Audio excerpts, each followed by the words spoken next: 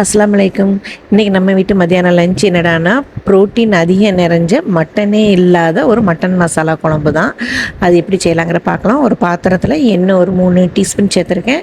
சேர்த்துட்டு பட்டை, கிராம்பு, ஏலக்காய் இதெல்லாம் போட்டு தாளிச்சிட்டு அதுக்கப்புறம் உள்ளி, இஞ்சி வெள்ளைப்பூடு பேஸ்ட்டும் போட்டு தாளிக்கிறேன். அது எல்லாம் நல்லா வதங்கினதும் மேற்கொண்டு ஒரு பாதி பல்லாரி தக்காளி எல்லாம் கட் பண்ணி அதையும் அது கூட சேர்த்து வதக்குறேன். வதக்கிற சமயத்தில் நம்ம வத்தல் பொடி, மல்லிப்பொடி, மஞ்சள் பொடி இது மூணையும் அதில் போட்டு நம்ம நல்லா வதக்குறோம். வதக்கினதுக்கு அப்புறம் உருளைக்கிழங்கு, சோயாபீன்ஸ், மீல் மேக்கர் இருக்குல்ல அதுக்கப்புறம் உருளைக்கிழங்கு இதெல்லாம் போட்டிருக்கேன். போட்டுட்டு இதுக்கு மசாலா வந்து நான் தேங்காய், பெருஞ்சீரகம், கசகசா இது 3 நைஸாக அரைச்சி அதில் ஊற்றிட்டு தேவையான அளவு உப்பும் போட்டுட்டு அது ஒரு கொதி வரட்டும். வந்ததும் கொஞ்சம் மீடியத்தில் தீயை போட்டால் போதும் ஸ்டவ்வை.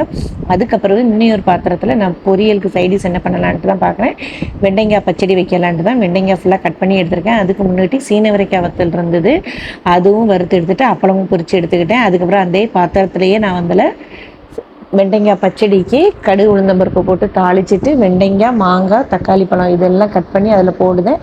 அது கூட வத்தல் பொடி, மல்லிப்பொடி, மஞ்சள் பொடி இதையும் போட்டு அது கூட நல்லா வதக்கிட்டு அதுக்கப்புறம் தண்ணி கொஞ்சமாக சேர்த்துக்கிடுங்க. சேர்த்துக்கிட்டு ஒரு கொதித்தது நம்ம புளி வந்து ரொம்ப கம்மியாக ஒரு சின்ன உருண்டை சைஸில் மட்டும் எடுத்தால் போதும், சின்ன நெல்லிக்காய் சைஸில்.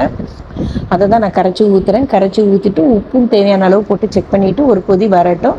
இது ஒரு கொதி வந்து நல்ல சிம்மில் வச்சுருங்க. வச்சதுக்கு அப்புறம் வெண்டைக்காய் கிரேவி வந்து நல்ல நமக்கு எடுத்து சாப்பிட்றாப்புல வத்தினாப்புல இருக்கணும். ரொம்பவும் தண்ணியாக இல்லாமல் ரொம்பவும் கட்டியாக இல்லாமல் இருக்கணும். அப்படி இருக்கிற சமயத்தில் எடுத்திங்கன்னா ரொம்ப நல்லாயிருக்கும். இந்த சைடில் ஸ்டவ்வில் குழம்பு எப்படி இருக்குன்ட்டு பார்த்தா குழம்புல மீல் மேக்கர் எல்லாமே நல்லா வெந்துருச்சு. இனி நான் ஸ்டவ் ஆஃப் பண்ண வேண்டியது தான். அப்போ ஆஃப் பண்ணுறதுக்கு முன்னாடி நான் வந்து மல்லி இலை போட்டு ஆஃப் பண்ணி எடுத்துருவேன். இந்த சைடு அதுக்கு பிறகு வெண்டைக்காய் பச்சடி என்னாச்சுமாங்க இங்கே பாருங்கள், இந்த மாதிரி பதத்தில் வெண்டைக்காய் பச்சடி நமக்கு ரெடி ஆகணும். ரொம்பவும் லிக்யூடாக இருக்கக்கூடாது, ரொம்பவும் வரட்டினாப்புலையும் இருக்கக்கூடாது. இந்த ஸ்டேஜில் ஸ்டவ் ஆஃப் பண்ணும்போது அதுலேயும் மல்லி இலையை போட்டு கிளறி கொடுத்துட்டு அதையும் நான் ஸ்டவ் ஆஃப் பண்ணி நான் எடுத்துக்கிடுதேன். ரெடி ஆயிடுச்சு.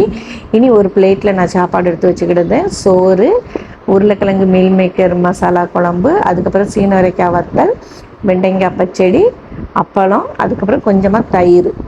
இதெல்லாம் இன்றைக்கி எங்கள் வீட்டோட லஞ்சு இதுதான். நீங்களும் இதே மாதிரி ஒரு தடவை மட்டன் இல்லாத மட்டன் குழம்பு செஞ்சு பாருங்கள். இது குழந்தைங்களுக்கு ரொம்ப ஹெல்த்தியானதும் கூட தான். வீடியோ பிடிச்சிருந்ததுன்னா சப்ஸ்கிரைப் பண்ணுங்கள். அலைக்கும் சலாம்.